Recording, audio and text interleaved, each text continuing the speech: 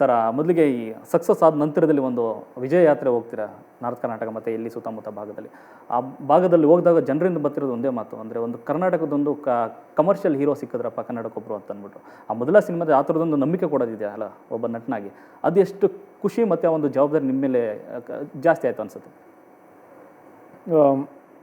ಫಸ್ಟೇ ಏನಂದರೆ ರಿಲೀಸ್ ಆಗೋಕ್ಕೆ ಮುಂಚೆನೇ ಥಿಯೇಟ್ರ್ಗಳನ್ನ ಯಾವ ಥರ ಅಲಂಕಾರ ಮಾಡಿದರು, ಬ್ಯಾನರ್ ಕಟ್ಟಿದ್ರು, ಕಟ್ಔಟ್ ಹಾಕಿದ್ರು, ಸ್ಟಾರ್ಸ್ಗಳೆಲ್ಲ ಹಾಕಿದ್ರು, ಹೂವಿನ ಅಲಂಕಾರ ಮಾಡಿದರು.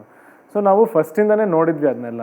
ಸೊ ಮುಂಚೆ ಇನ್ಫ್ಯಾಕ್ಟ್ ರಿಲೀಸ್ ಆಗೋಕ್ಕೆ ಮುಂಚೆನೇ ನಾನು ಸರ್ ಎಲ್ಲ ಮಾತಾಡ್ಕೊಂಡಿದ್ದೇನೆಂದರೆ, ಅಂದರೆ ಅಷ್ಟೊಂದು ಪ್ರೀತಿಯಿಂದ ಎಲ್ಲ ಮಾಡಿದಾರಲ್ಲ, ಖಂಡಿತ ಯಾವುದೇ ಕಾರಣಕ್ಕೂ ಅವ್ರನ್ನೆಲ್ಲ ವಿಸಿಟ್ ಮಾಡಬೇಕು, ಅಟ್ಲೀಸ್ಟ್ ನಾವು ಕಣ್ಣಾರೆ ನೋಡಬೇಕು, ಅಷ್ಟು ಪ್ರೀತಿಯಿಂದ ಮಾಡಿದ್ದಾರೆ ಅಂತಲೇ ನಾವು ರಿಲೀಸ್ ಆಗಿದ್ದು ಆ ಭಾನುವಾರ ಕಳೆದು ಸೋಮವಾರದಿಂದ ನಾವು ಹೊರಟ್ವಿ.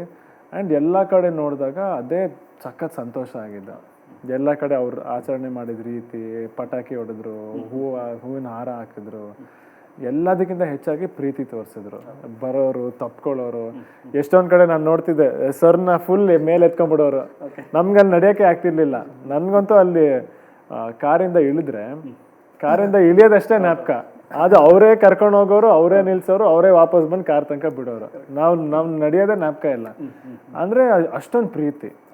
ಆ್ಯಂಡ್ ಮುಂಚೆಯಿಂದನೂ ಅವ್ರು ತೋರಿಸಿದ ಪ್ರೀತಿ ಇವತ್ತು ಅವ್ರ ಸಿನಿಮಾ ನೋಡಿ, ಸಿನಿಮಾ ಖುಷಿಪಟ್ಟು ಅವ್ರ ಕುಟುಂಬದವರೆಲ್ಲ ಅಲ್ಲಿ ಜೊತೆಗೆ ಸೇರಿ ನಮ್ಮನ್ನು ಅಷ್ಟು ಪ್ರೀತಿಯಿಂದ ಸ್ವೀಕಾರ ಮಾಡಿ, ನಾನು ಅದೇ ಪದೇ ಪ್ರೀತಿ ಅಂತ ಅದನ್ನೇ ಏನಕ್ಕೆ ಹೇಳ್ತಿದ್ದೀನಿ ಅಂದರೆ, ನಮಗೆ ಕಾಣಿಸ್ತಿದ್ದು ಬರೀ ಅದೇ, ಅಷ್ಟೊಂದು ಪ್ರೀತಿ ಅಲ್ಲ, ಅದು ನನಗೆ ತುಂಬ ಖುಷಿ ಕೊಡ್ತು. ನೀವು ಹೇಳ್ದಂಗೆ ಅದೂ ಒಂದು ಜವಾಬ್ದಾರಿ ಆ್ಯಂಡ್ ಅದೂ ಒಂದು ಶಕ್ತಿನೇ. ಆ್ಯಂಡ್ ಇಷ್ಟೆಲ್ಲ ಮಾಡಿ ಇಷ್ಟು ಪ್ರೀತಿ ತೋರಿಸಿ ಖಂಡಿತ ಆ ಪ್ರೀತಿನ ಇನ್ನೂ ಹೆಚ್ಚಾಗಿ ಗಳಿಸ್ಕೊಳ್ಳೋಕೆ ನಾನು ಇನ್ನು ಕಷ್ಟಪಡಲೇಬೇಕು.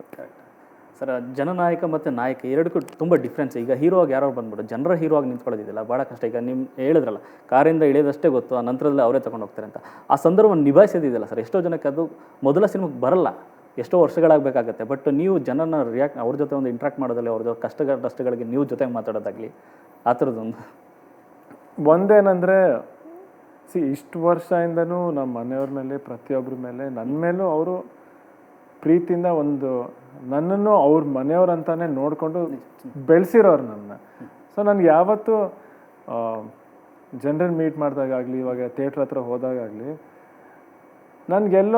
ಎಲ್ಲರೂ ನಮ್ಮ ಕುಟುಂಬದವ್ರು ಅನ್ನೋ ಥರನೇ ಅನಿಸ್ತಿತ್ತು. ಯಾಕೆಂದರೆ ನಾವು ಬಂದಾಗ ಫಸ್ಟ್ ಕರ್ಕೊಂಡು ಹೋಗೋರು ಒಂದು ಟೀ ಕುಡಿಸೋರು, ಇಲ್ಲ ಇಮಿಡಿಯೇಟಾಗಿ ನೀರು ಕೊಡೋರು, ಅಲ್ಲಿರೋರು ಯಾರ್ದಾರು ಮನೆಗೆ ಕರ್ಕೊಂಡು ಹೋಗೋರು, ತಿಂಡಿ ಕೊಡೋರು. ಸೊ ಎಲ್ಲೂ ನಮಗೆ ಬೇರೆ ಏನೂ ಕಾಣಿಸ್ಲಿಲ್ಲ. ಅಂದರೆ ಇವಾಗ ನಾವೊಂದು ಮನೇಲಿದ್ದಾಗ ಯಾರು ಗೆಸ್ಟ್ ಬಂದರೆ ಏನು ಮಾಡ್ತೀವಿ, ಫಸ್ಟ್ ಕರ್ಕೊಂಡು ಹೋಗ್ತೀವಿ, ಕೂರಿಸ್ತೀವಿ, ಒಂದು ಕಾಫಿ ಕೊಡ್ತೀವಿ, ಒಂಚೂರು ತಿಂಡಿ ಕೊಡ್ತೀವಿ, ನೀರು ಕುಡಿತೀವಿ, ಆದಮೇಲೆ ವಾಪಸ್ ಡೋರ್ ತನಕ ಬಂದು ಬಿಡ್ತೀವಿ. ನಮಗೆ ಕಾಣಿಸಿದ್ದು ಅಷ್ಟೇ. ಅಲ್ಲಿ ನಾವು ಗೆಸ್ಟ್ ಥರ ಹೋಗಿದ್ವಿ, ನಮ್ಮನ್ನು ಕರ್ಕೊಂಬಂದರು, ಕೂರಿಸಿದ್ರು, ಚೆನ್ನಾಗಿ ತಿಂಡಿ ಮಾಡಿಸಿದ್ರು, ಉಪಚಾರ ಮಾಡಿದ್ರು, ಚೆನ್ನಾಗಿ ನೋಡಿಕೊಂಡು ಕಳಿಸಿದ್ರು. ಸೊ ಅಷ್ಟೇ, ನನಗೆ ಅದ್ರ ಬಿಟ್ಟು ಬೇರೆ ಏನೂ ಕಾಣಿಸಲ್ಲ ಅಲ್ಲಿ. ನ್ಯೂಸ್ ಫಸ್ಟ್, ನಿರ್ಭೀತಿಯಿಂದ ನಿಮ್ಮ ಪರವಾಗಿ.